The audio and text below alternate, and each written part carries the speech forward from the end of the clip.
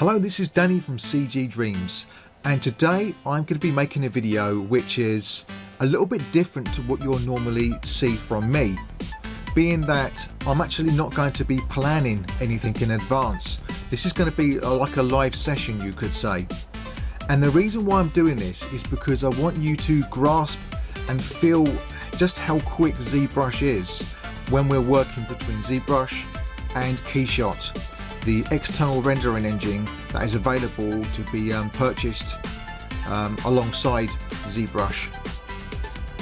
So with that said, let's just get straight into it and just experiment with something, and hopefully from this you're going to just see how creative ZBrush actually is when working with Keyshot especially.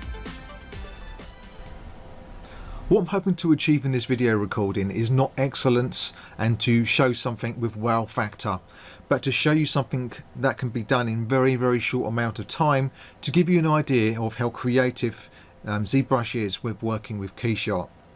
So the first thing is I just want to get some kind of base mesh created. In order to do this, I'm going to use a feature in ZBrush called Z-Spheres. Now Z-Spheres is quite unique to ZBrush in that we don't have to do traditional polygon modeling the way that you would expect it to. You can literally build up these kind of building blocks of spheres and then it produces a polygon mesh afterwards.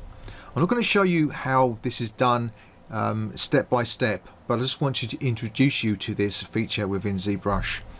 So with this, what I'm going to do is I'm just going to create a basic torso, head, legs, and build up from there. And generally I like to have the first Z-sphere as being the pelvis, and then I will build up the torso from this. I'm just simply clicking and dragging.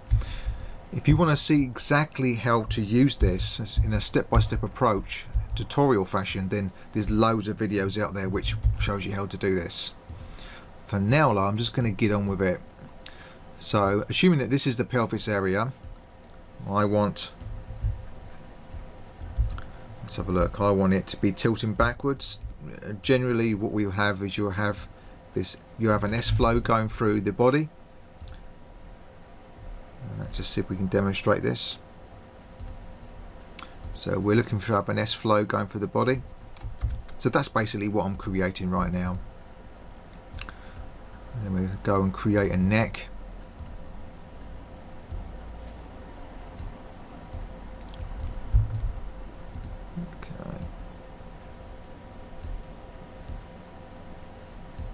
And this is going to be some kind of creature, humanoid.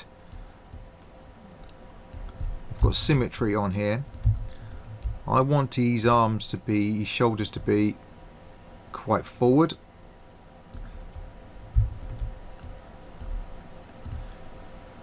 And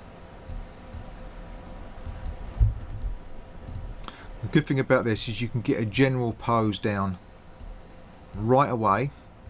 You can also kind of get the proportions the way you want them. If you wanted to push them out the norm of what you would say would anatomically correct, you can do it right here so that you can get a good idea of where you're going with things. And of course I want to create a bit of a gesture in this. This is some kind of muscular monster, so I want his arms to be kind of down. But while I'm kind of looking at this gesture, again, what I'm doing is I'm just looking at how I can get this S-curve kind of flow coming through. So going from like there to the back to there, and then I'm going to get his hands to kind of swoop down. We want some kind of flow going through there. I don't want to go too much into detail, but I just want you to see kind of what I'm doing here. I want his hands to be rather large.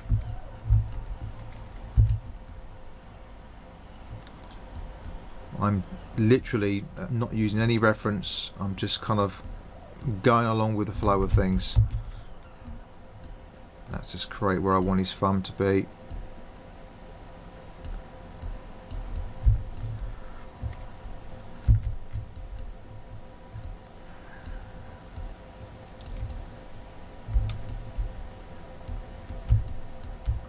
we can work on other aspects of it in a minute.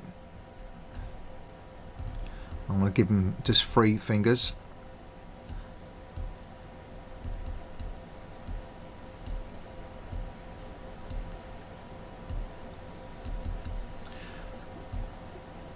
When you're most creative is when you've got freedom, and if you can eliminate a lot of the constraints and rules that come along with 3D polygon modeling, then you're able to kind of work artistically.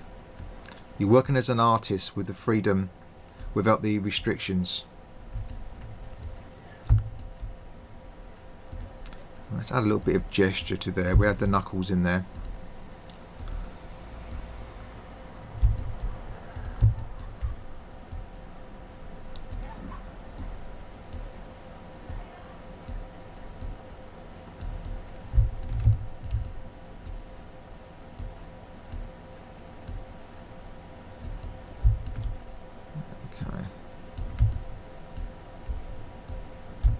Gets us something there. Let's just add what's going to be our head. Not sure what I'm going to do with it quite yet, so I'm not going to restrict myself to adding any features to the head at this point in time. We're definitely going to need some legs, so let's just go ahead and make them.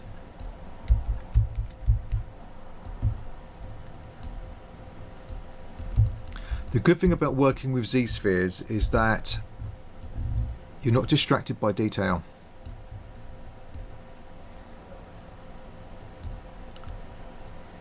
So that's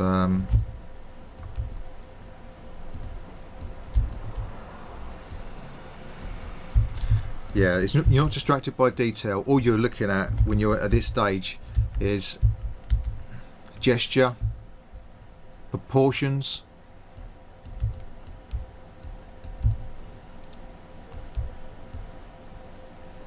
So I want his legs to be bent a little bit more. Let's get these knees out.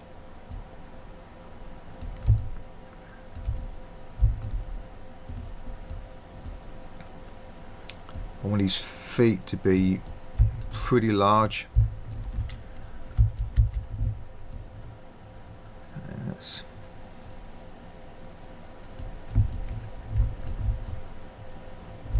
not going to worry too much about adding toes. I can add them a little bit later on. Let's just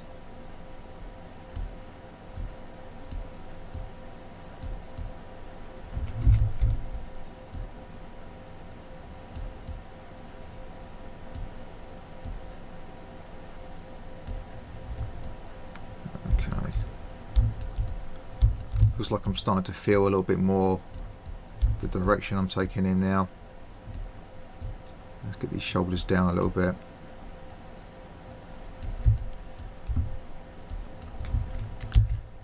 And you can just click and add any junctions in there, just so that you can actually just create a more form.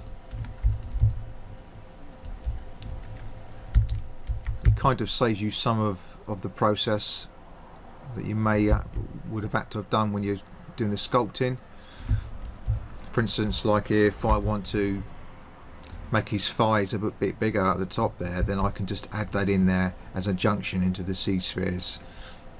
So we've got a bit more mass there, and exactly the same thing for the gastrocnemius, the calf muscles.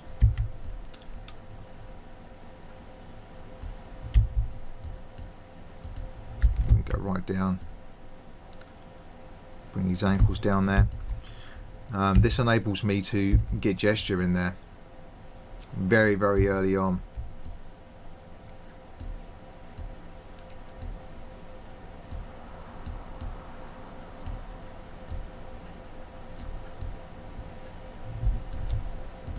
I'm going to add another point just in there for his chest.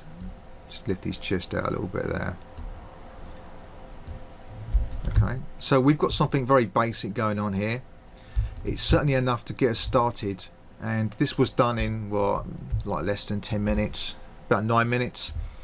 Obviously you can work on this a lot longer. You can add lots of limbs and maybe even add a tail or something like that. So you can just choose exactly how far you want to take it, and there's nothing to stop you coming back and adding more. In fact, you can add the tail at any stage during the process. Let's just create some segments in there.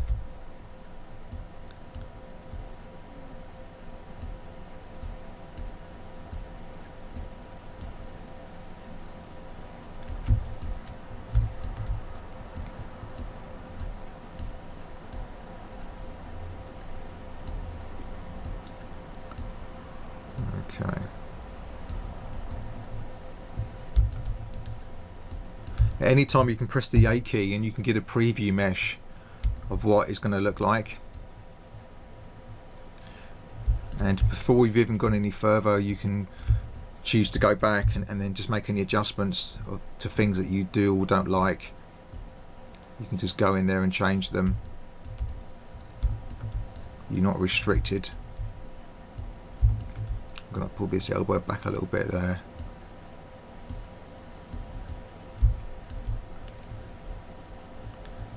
Okay. And we use the rotate, and we can just rotate these.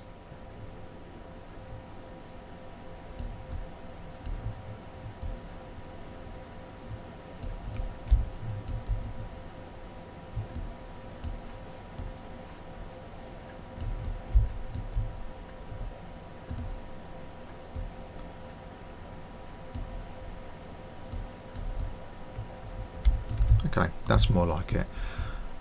And then what I can do is I can generate an adaptive skin, and you can actually have the adaptive skin to be very low polygon as its base level.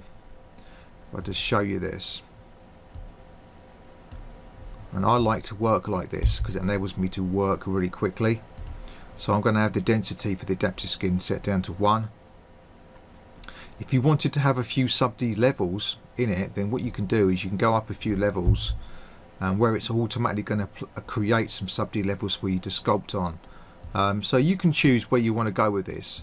I find it a good idea to kind of go at least with 1 level to kind of make give you more polygons to work with. So I'm going to go with 1 level and click on make adaptive skin. Now the good thing is your Z-sphere is actually still there. Okay, so what you can do is you can save this Z-sphere model out, and you can load it back in at any time you want, manipulate it into something else, and then create a brand new mesh with it. So that's something that you can do, and it's very easy to do. Now I'm going to select one of the preset materials within ZBrush just so that I can work on it more like it's clay. It's got a better shade into it, and then from here it's just basically all creativity. So what I'm going to do is I'm just going to just go over roughly, have some design ideas with it, and make a very basic sculpt. And then I'm going to introduce you into Keyshot so that it becomes part of the design process.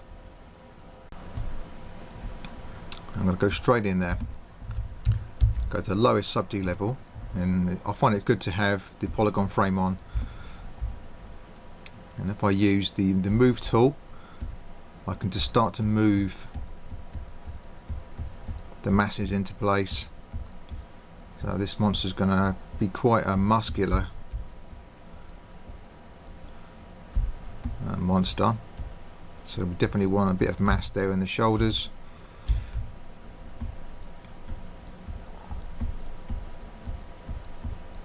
But he's certainly not going to conform 100% to human anatomy. Just the case of knowing how far to push that. And I want his neck to be quite elongated. Now these polygons, they're not going to work for too long in getting the shape that I want, but it gets me started in my design process. I definitely want that arch in the lower back there, and have his scapula quite prominent. What I'm doing here is I'm just making these design choices on the fly. to what kind of feels right.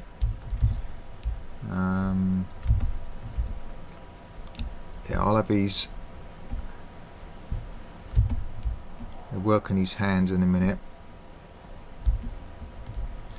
I'm using the shift key every there and again, and I can control its own smoothness. The shift key is a smooth hotkey, and I like to just dab it around, not necessarily do anything major. I'm looking at silhouettes while I'm doing this. Okay, I want to get that knee in there, get this nice curve.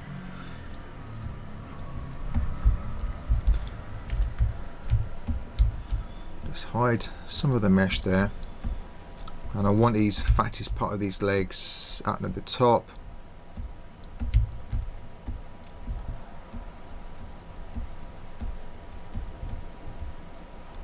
I'm not going to talk too much about anatomy in this session, but you're going to be seeing me apply it.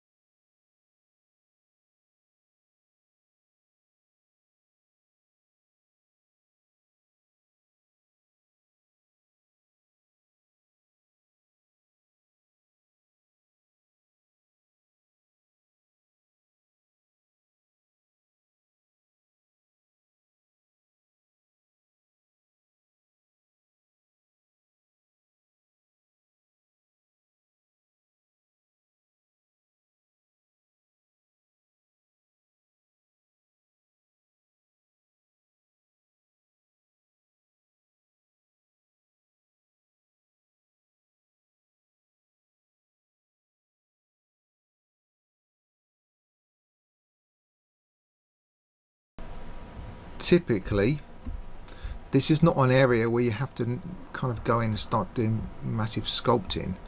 What I do like to do in this particular point is get the masses in there, and you can do that with the sculpting. In fact, I will be doing that with the sculpting, but at this stage there's no point going too crazy and jump into the sculpting, where I can do a lot just here. And what I'm looking at here is I'm just looking at getting a contrapposto kind of form in there, a gestural form, just to show you what I mean. You can see here we've got this bulge here for the bicep, then on the opposite side, but further up, we've got this bulge here. Okay, so this is typically what I do. We're going to get the muscles wrapping around, the ridge muscles wrapping around here. But as I said, I'm not going to be going too in depth with this because I don't want this video to last too long. But you can see here that we're able to get something going pretty damn quick.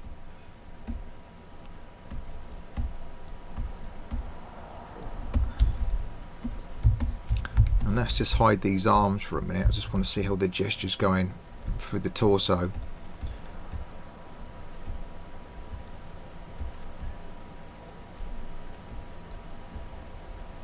So this is like the pelvis is going to be going down, and then I want his ribs to kind of show out through here.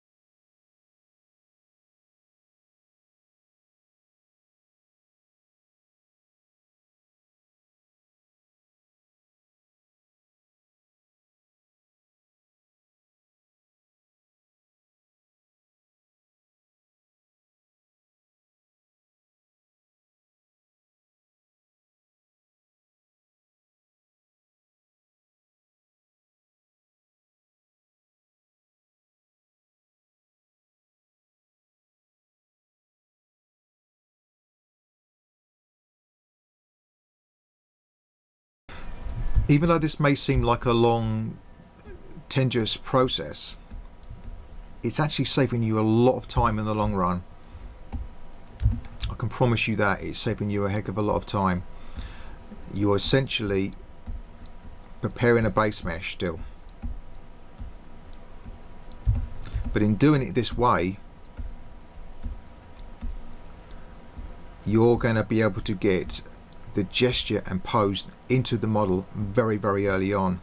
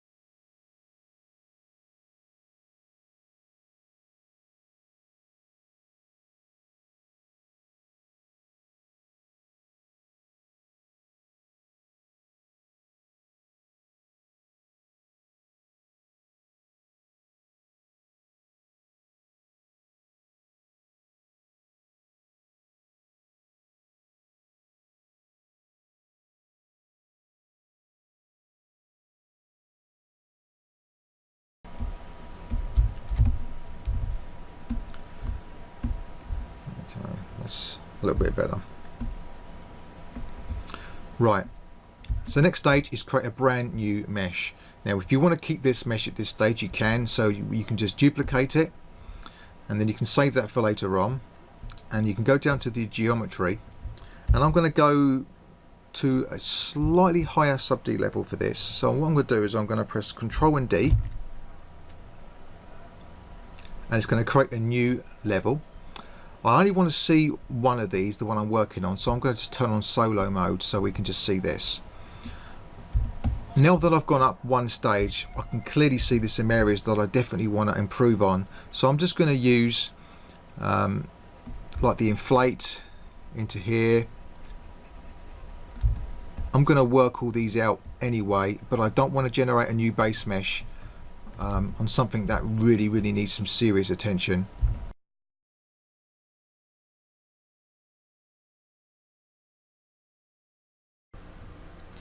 So the whole point of this particular stage is to just prepare the mesh a little bit better in volume, so that when we generate a brand new mesh automatically, it incorporates some of these forms that I'm adding right now.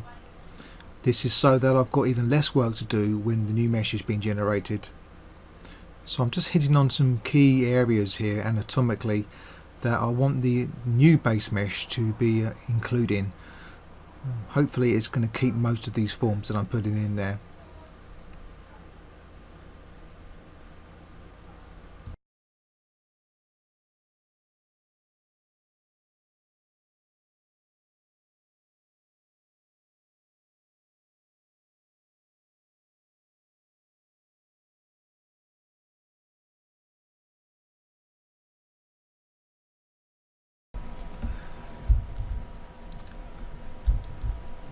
Okay, so I'm going to go to Zremesher. I'm going to select the target level quite low, and let's just go for it and see what we get. We should be able to get a nice low polygon model. Okay, let's just turn on the frame. What you can see here is the difference is that the polygons are more evenly distributed. You can use this adaptive size to kind of really bring it down to keeping square polygons more. You can see on the arms there it really hasn't done a great job. I'm just going to go back one. just going to show you kind of at the extreme. We'll go to adaptive size and we'll do it again. And there you go, you can see here that it's done a bit more better job. If we go to the other end of the scale,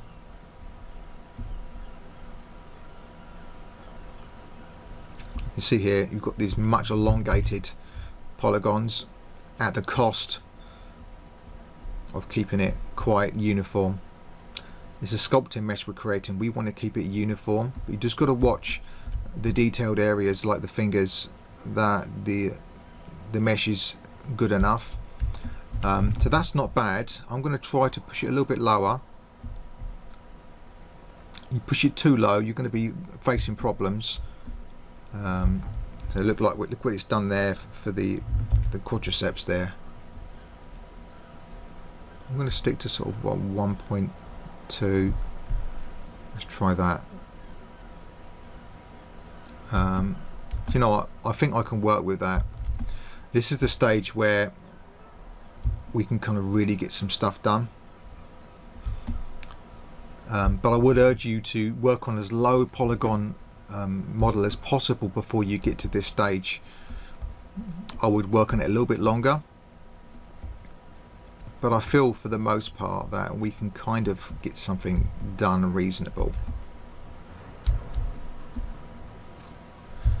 Okay, so the next stage for me would be to use the Control and Shift key, and you can select different selection types. I'm going to use a lasso, and what I'm going to do is I'm going to just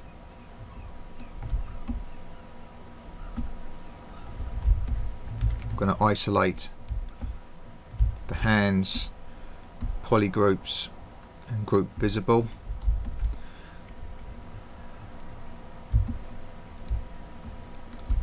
And that's pretty good.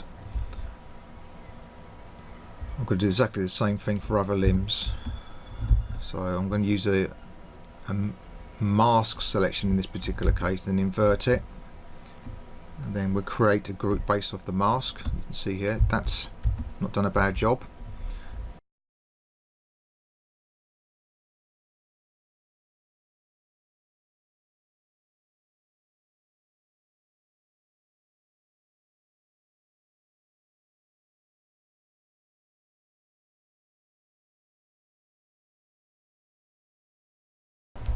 So we're only 26 minutes in. We've managed to get ourselves a base mesh created in 26 minutes, which is not bad topology for the sculpting purposes. We can now move on to the next stage now, where I can do a little bit of sculpting and start to go into Keyshot so that we can see how things are progressing. So that's what I'm going to do in the next video. We're in the next video. I'm going to select this head and work on this a little bit. The head alone is a project in itself.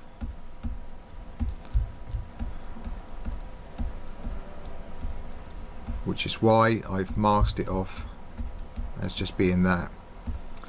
I'm going to kind of put some human anatomical things in there, and then I'm going to start to break it. We can go into a process where we're using Dynamesh. Dynamesh is working on very high polygons. That's one way that we can work.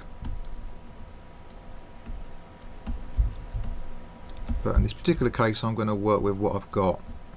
I'm going to create quite a deep eye socket and forehead there.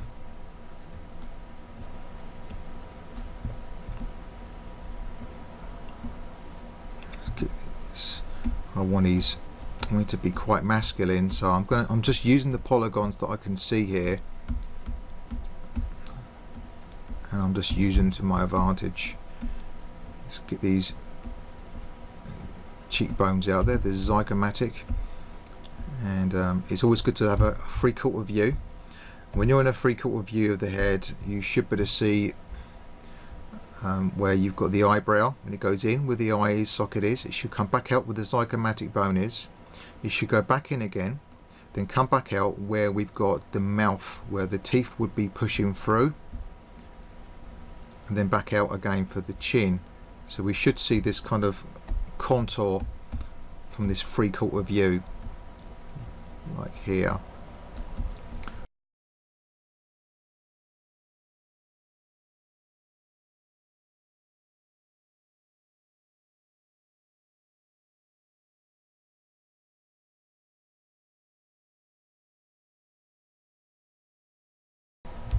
Now I've got Keyshot installed, and what I'm going to do is I'm going to just continuously send this to and fro into Keyshot, and I'm just going to show you this even at this low polygon model that we've got right here now. So for my renderer, I'm going to select an external renderer, which is Keyshot. I've got my license installed and everything, so what I have to do is just enable it, and then when I click on the BPR button, it will just send it over into Keyshot, and there it is. So it's sent it over there, and the good thing about Keyshot is that it's a live real-time preview renderer which uses your CPU, and it can accept millions of polygons. We're working obviously on a very low polygon model at the moment, but you can get things kind of up and running quite quickly. You can get the mood set, you can get your lighting set very quickly. So this would be a good time to introduce you to Keyshot while I've got this very basic model in here. So in the general interface, all you have here is you'll have these tabs over here. This tab will be all to do with your materials, and the materials are set up into different criteria. So we've got paint, leather, gemstone, glass, etc. And then in the translucent areas here, you've got ones that are kind of more closer to skin, which uses a subsurface scattering. And the settings for these materials are generally pretty simple, because you kind of get some really good results with doing very little, which is the whole idea of this process. You can see even with the default light and the subsurface scattering applied that you can see, look at these fingers here. They've got this subsurface scattering glow from behind. And if you go over to the next tab over the left hand side, we're going to colors that we can choose, these scene colors. Not something that I've kind of played with much, to be quite honest with you. I'm not quite sure how helpful they would be for me. Environment, this is all to do with HDR images, and you've got a selection of environments. You can view them all at once by clicking on the top tab, and you can see here we can just scroll down through loads of them. You're able to import your own HDR images, and you can also use the HDR editor in Keyshot Pro. The downside to making your own HDRs or modifying your HDRs in Keyshot for Zremesher version is that you can't export your HDR images other than the format. It might be even a limitation that just comes with Keyshot alone. But just to show you how quick these environments can load up, and that's just select, say, the interior ones here, and let's go for studio ones. Just double click, and you've got a new environment lighting up your scene. You can see there, so you've got this big panel to the left here, and you can clearly see how this is working, and you can just load these in there. Now I'm going to show you how you can actually manipulate some of these in a minute, but for now I'm just going to show you just how quickly the lighting is set up in like this scenario. Now you've got ZBrush ones, these ones that come with ZBrush, and they're pretty nice. They're kind of tailor-made for working within ZBrush, which is quite nice.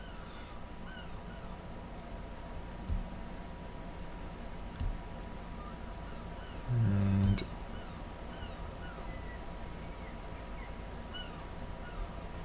let's select an interior one. Let's just say we go for this one here, an interior one. And then we've got the next tab is your backgrounds. Now these backgrounds here are not HDR images, but they're backgrounds in which will obviously be a background for your object.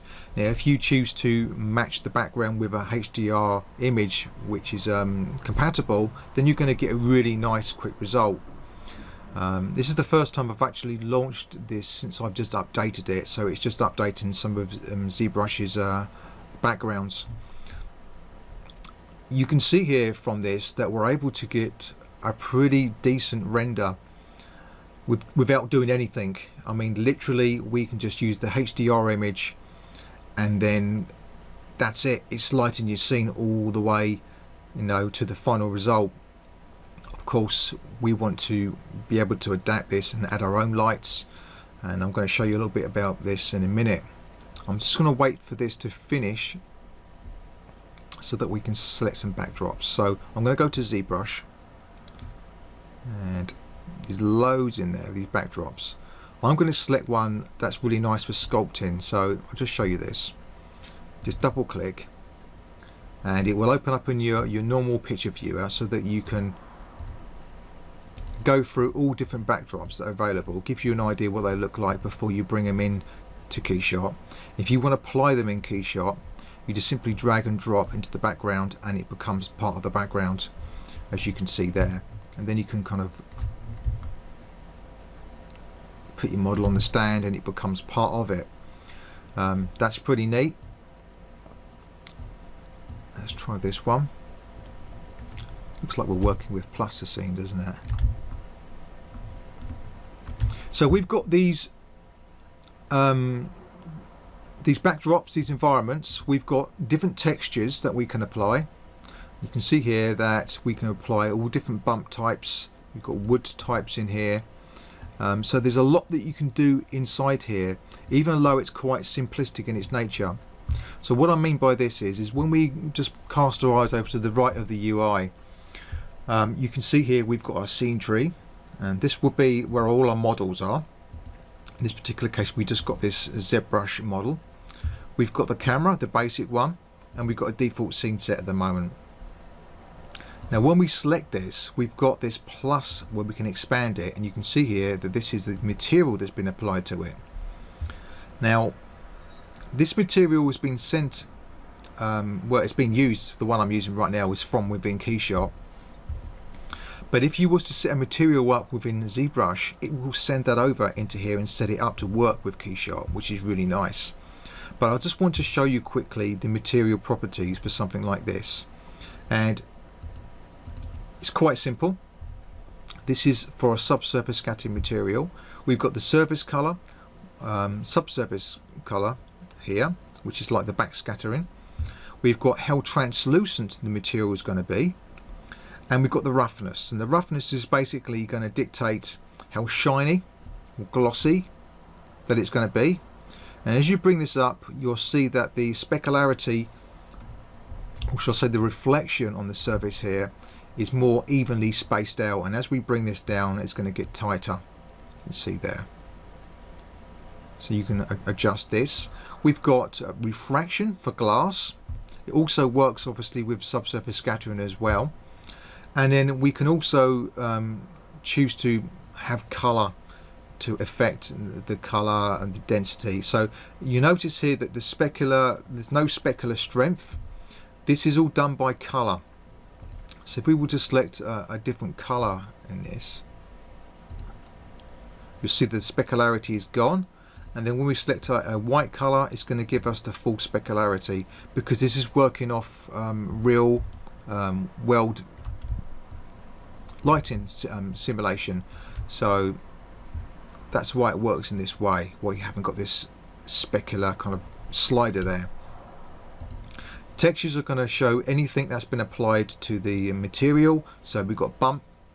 We've also got the ability to go into a node editor as well, which is pretty nice. They call this the material graph, and it looks like this. And you're able to do quite a lot in here with this. You can see here we've got all these different types of materials that we can introduce into here, as well as textures and different bumps. These are utilities that we can quickly add there, so we can quickly add a bump into there. And it's all node based. We can experiment with this. So that's pretty handy to be able to do this. And whatever you do in here is going to reflect in the basic settings that are in here as well. Didn't want to go into too much detail into this. What I do want to do is I want to go to the environment setting here. And the environment allows you to control your HDR image, so you can control the contrast, and you can clearly see it's going to have an effect on the lighting in the model. You can get some really nice contrast in there. You can also choose to not stick with the size that we've got in there. In some cases it won't work how you would expect it to because of the nature of the HDR image.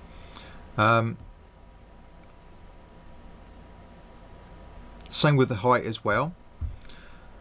Some of these don't allow you to adjust these, but what you can adjust is the rotation of some of these HDR images. In this particular case, we've got a backdrop in there at the moment. Okay, so we've got this back plate. If we go to use the lighting environment, this is the environment generated from the HDR image itself.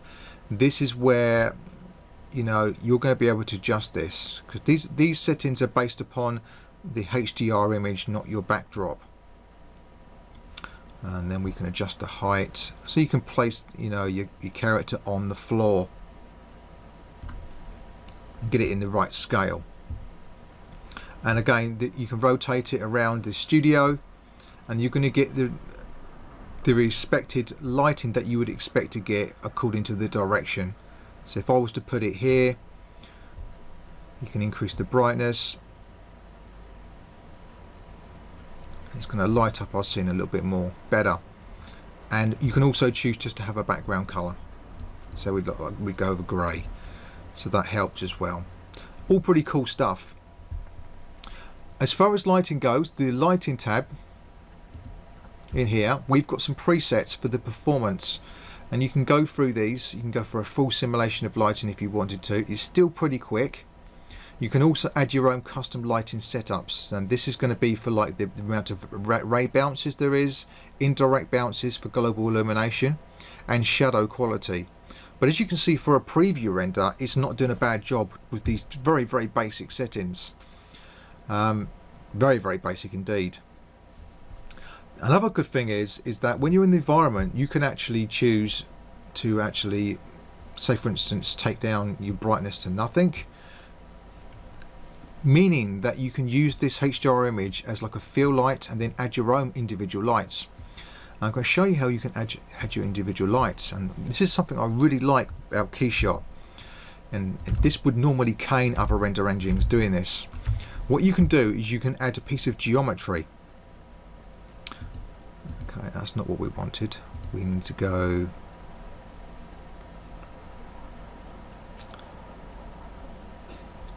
I'm going to find this.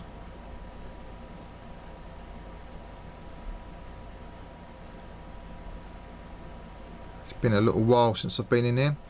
Add geometry. I can add a disk. This disk is going to show on our scene. I'm going to call this key.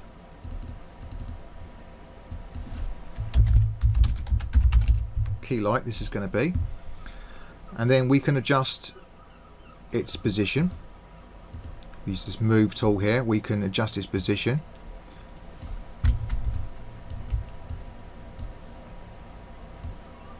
Its size, its rotation. And if this universal manipulator tool is getting in your way, you can turn off some of these things in here. So for instance, if the translation is getting in your way, you can turn it off. I'm going to position this so that it's acting like a key light for us. Because this is going to be a monster, I want to kind of get a moody kind of shadow pointing down, creating some contrast underneath the details. And then we'll just pull it off slightly to the side here. Okay.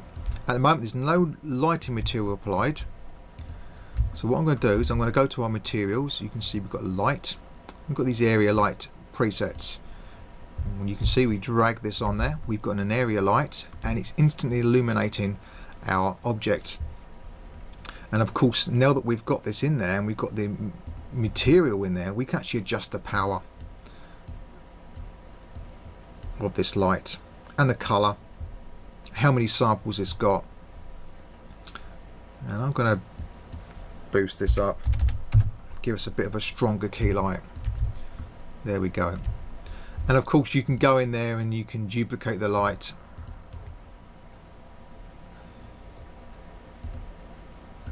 And maybe call this one a rim light. And we turn off the visibility of the key light. We select this rim light, and then of course you can go back into the move tool. I'm going to move this to be behind him, creating a rim light. And of course you can do all of this in any external renderer, but the difference is the real-time feedback that you're getting is phenomenal. It's going to give you an idea of how your design is coming on very early stages.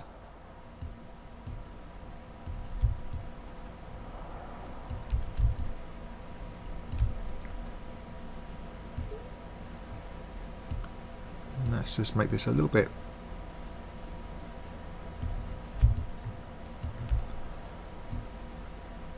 that's more like it.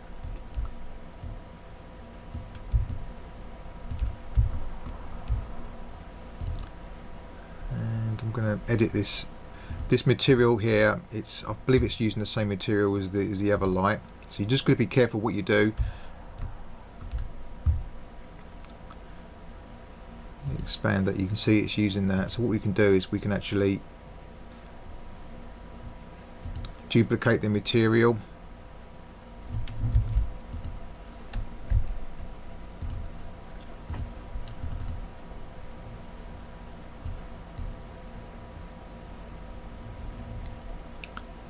And you'll find that it won't affect the other lighting for the other one, and we can go for like a different tone to it.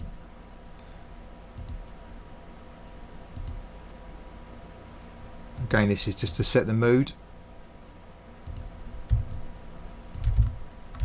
You can see, you know, that we can go around our whole model, we can preview it. I know we're working on a very low polygon at the moment here, but what I'm about to show you next here is the really good part about it. Is when we pop back into ZBrush and we start to sculpt, what we can do is we can just update the scene at any time we want, and it's just going to carry it over. So let's just do something to this. So I'm going to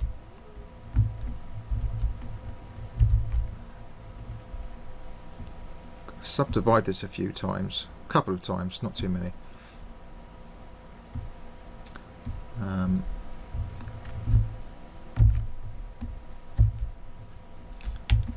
Then what I'm going to do is I'm just going to use the clay brush and just build out a little bit of volume there. It's still very low polygon stage. So what I'm doing right now, I would advise you not to do, and that is to sculpt or put too much sculpting into it. I'm just trying to demonstrate this to you for your benefit, but on a real sort of process of it, I would definitely work a lot longer on the base mesh to establish some volume and form. I'm just trying to kind of work through this a little bit quicker for you.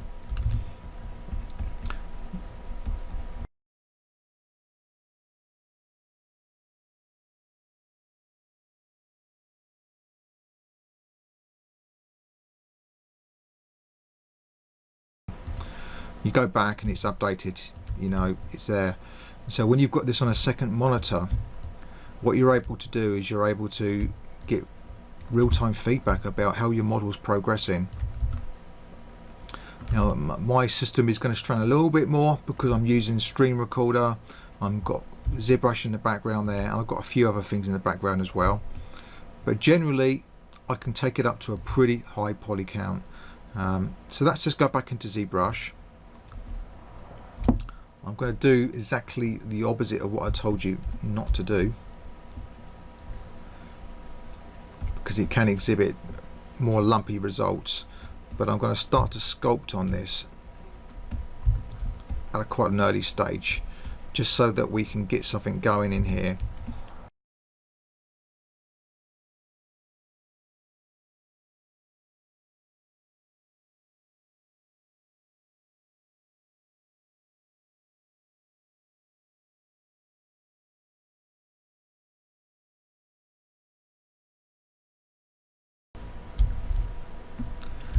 Okay, and again we just press it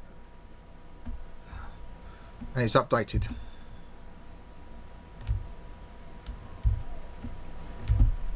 You get an idea of how things are progressing, and I like to go into the materials for a ZBrush. Oh, there they are. So I'm going to select something that's more like clay, chuck it on him.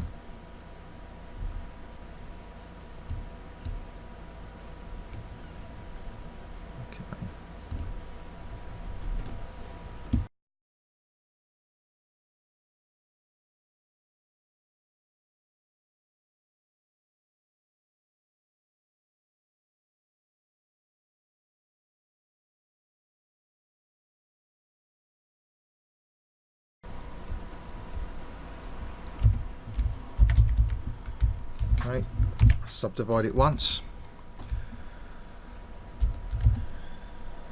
Now we can kind of start to see where we're going with things. I like to use the damn standard brush and just kind of guiding where these muscle groups should flow from one to the other.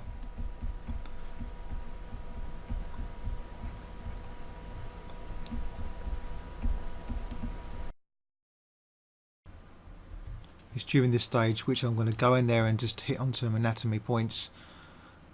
Obviously you're going to be seeing this rather fast, but I'm really going in there on some essential areas that really need to be done at this kind of level of sculpting. And as I've said a few times by now, I would normally build up mass and volume long before I get to this stage. The masseter muscle, I'm looking to get a flow.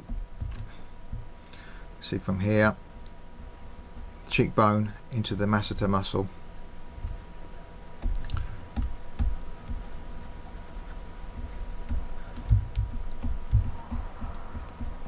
But make sure that it doesn't sort of dominate this side plane that we're trying to create.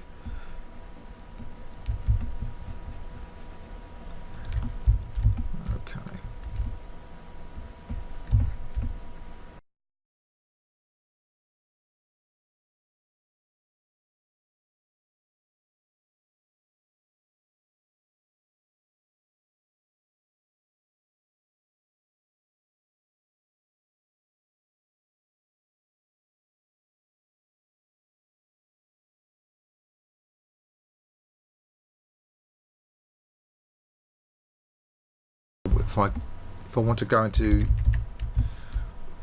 there, you just press that even though it's only partially hidden, and then it will send just that over.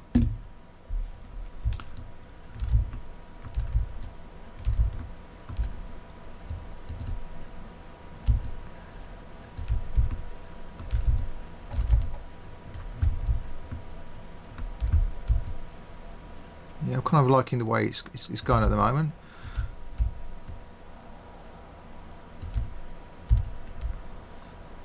Back into ZBrush, bring the whole thing back.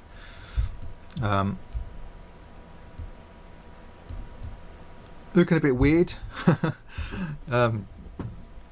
That's because I kind of skipped a lot of the process where I would get the sort of deal with the proportions a bit more better, and that's what you're seeing right now is the proportions are out. But that's the sacrifice that happens from trying to make a video on a process that takes a lot longer. But I'm hoping you can see from this just how much feedback we're able to get from within Keyshot for our design process. And when you're selecting something like the camera, and let's go to our camera here, I'm going to add another camera.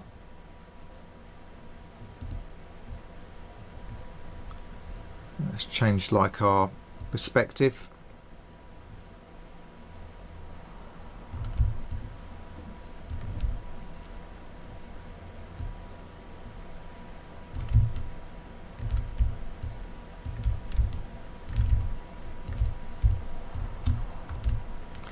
So let's head back over to here.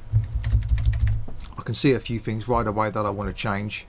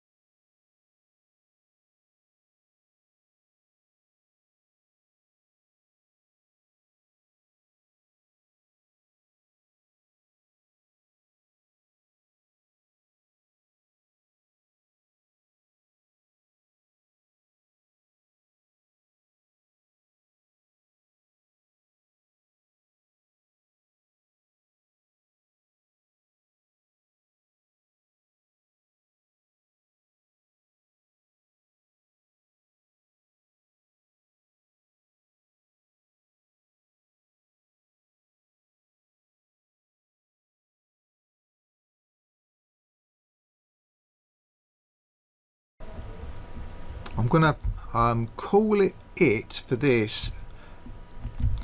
I'm hoping that I've done a good enough job to kind of give you an idea of how Keyshot can work our way within the process when it comes to concept designing. This is only an hour 22 minutes in, and just to remind you that we started from this just over an hour ago, and then we kind of worked our way from that to this in just an hour and 20 minutes. And of course, at any stage you can go in there and start to paint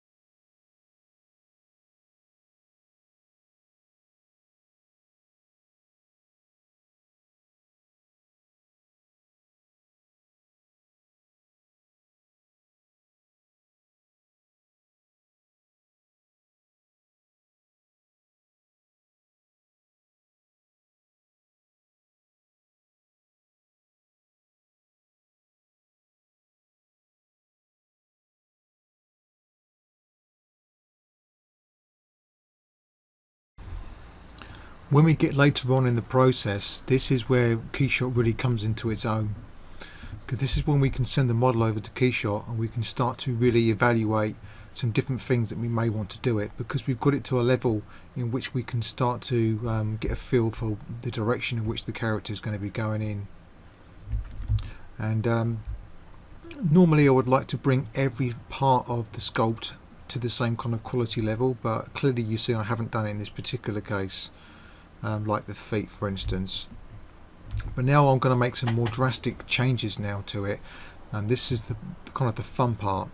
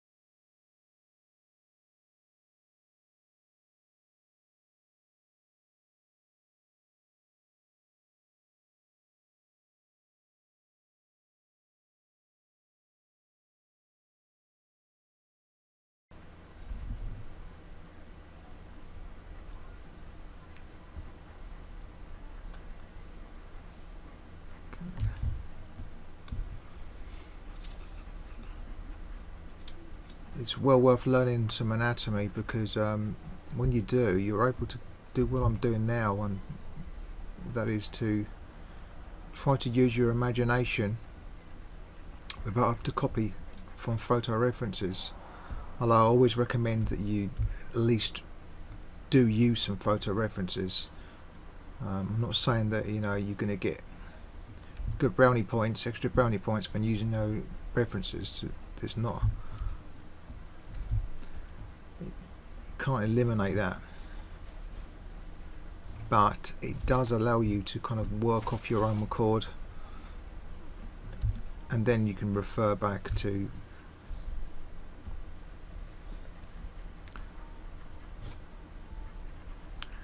your reference images at later stages.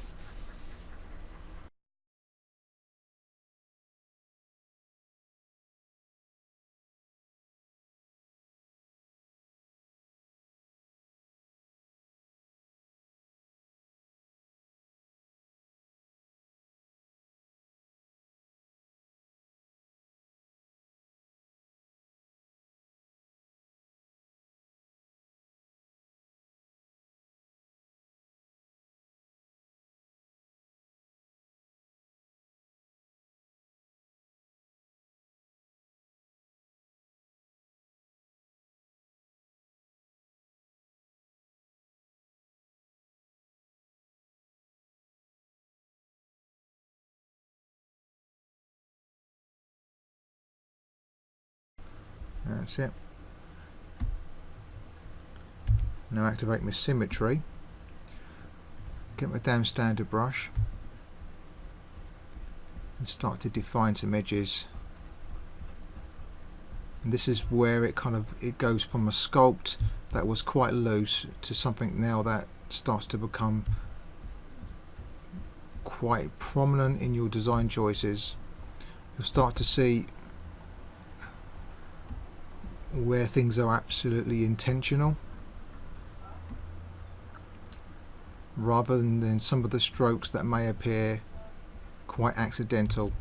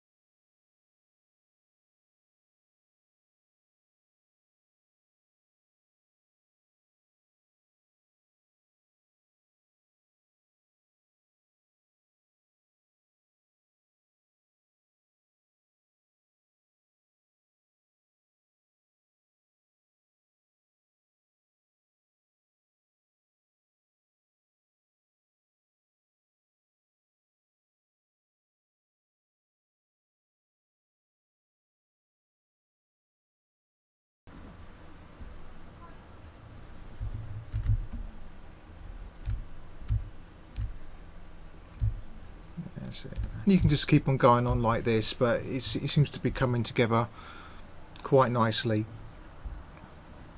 For a concept sculpt, it's kind of hitting on the 2-hour mark now, and I feel like I've got quite a long way with just how far I've done. And of course I can go and make so many changes to this and bulk him out, mass him out in certain areas, and I could certainly do some gestural poses at this particular stage.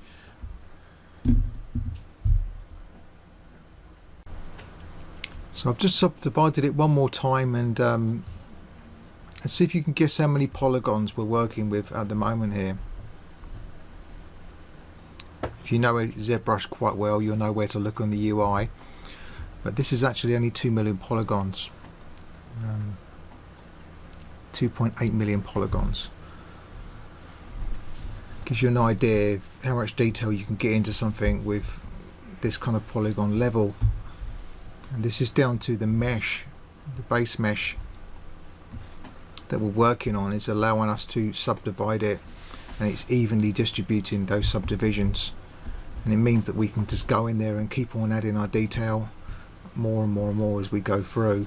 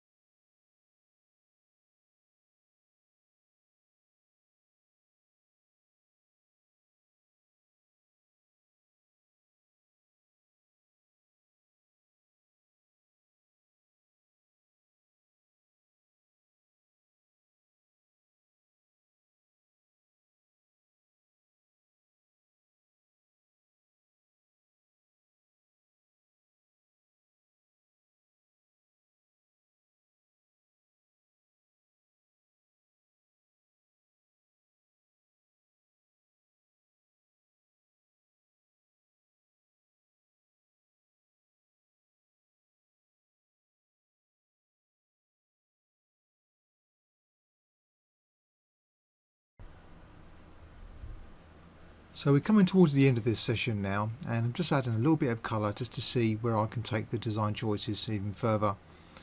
And you can see here just from this video how I'm able to just really play with different ideas and try different things. And bearing in mind we're really only working on a relatively low polygon mesh, so we're only at around about sort of 2 million polygon level, and I'm able to kind of put a bit of colour on there just to see how things work or don't work. Of course you can take this much higher. I've used this ZBrush with Keyshot up to 20 million polygons, so it kind of gives you the idea of just how much detail you can add in there and not have to worry about displacement maps or normal maps when it comes to doing this. You can even see from the time lapse here how I'm able to get some pretty nice results just from default lighting and just playing around and trying different things. So I'm going to leave this video now, and I hope you've learnt something from it or just found it interesting to watch. So I'll leave this video with you now, and hope you enjoyed it, and till next time, bye for now.